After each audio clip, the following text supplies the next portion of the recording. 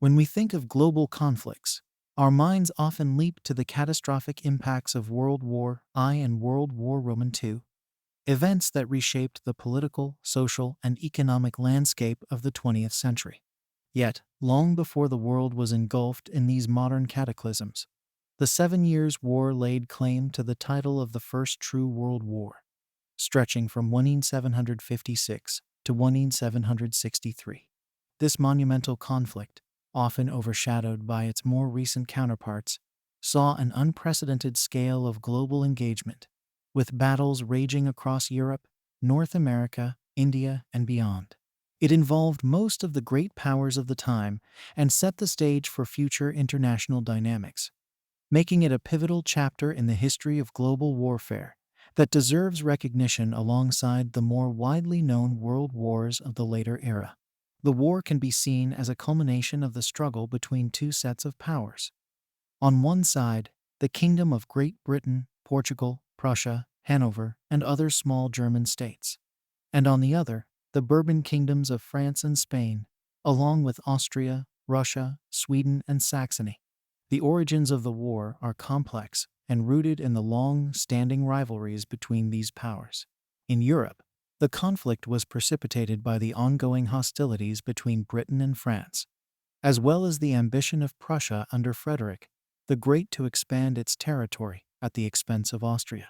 The war in North America, often referred to as the French and Indian War, was part of a broader imperial struggle between Britain and France over colonial territories and trade dominance. The war began with Frederick the Great's preemptive invasion of Saxony in 1756, an act that drew Austria, France, Russia, and Sweden into a coalition against Prussia and Britain. Despite early successes, Prussia was soon facing the prospect of defeat as its territory was invaded from all sides. The turning point in Europe came with a miracle of the House of Brandenburg, where, against all odds, Prussia managed to hold its own and eventually saw Russia switch sides following the accession of Tsar Peter Roman III, who admired Frederick. In North America, British forces, initially suffering setbacks, eventually gained momentum and captured key French territories, including Quebec City after the pivotal Battle of the Plains of Abraham. This success in North America was mirrored by British victories in other theaters, notably in India, where British forces defeated the French-supported Nawab of Bengal at the Battle of Plassey, securing British dominance in the region. The global nature of the war meant that battles were fought overseas as well, with naval conflicts being crucial for control of trade routes and colonies. The British Royal Navy played a key role in securing British victories overseas, particularly through its blockade of French ports, which crippled French trade and naval operations.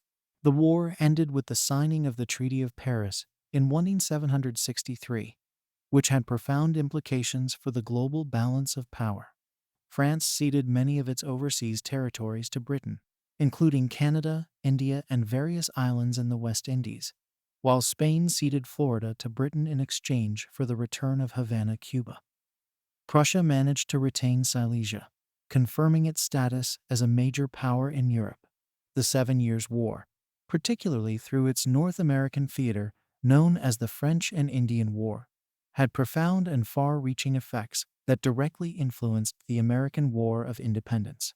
The conflict not only altered the territorial and power dynamics in North America, but also led to significant financial, political, and social changes that sowed the seeds of discontent among the American colonies, eventually contributing to their quest for independence from British rule. Firstly, the war concluded with the Treaty of Paris in 1763, which significantly expanded British territorial claims in North America, effectively removing the French threat from the northern and western borders of the British colonies. This expansion, however, came at a great cost.